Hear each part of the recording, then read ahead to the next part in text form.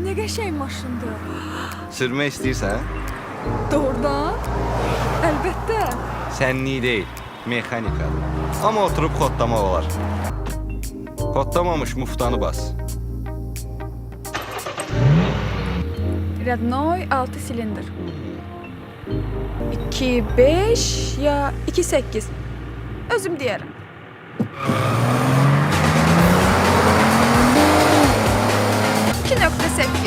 Qulaq as, yağ yemir bunun motoru. Ya? Motorun xəstəliyidir də yağ yemək.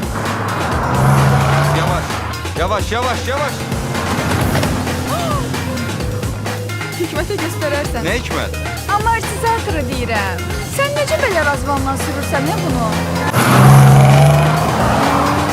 Bunun nostu zavodskoydu, yoxsa svarka? 3.15'dir. 97'nin maşını üçün pis deyil.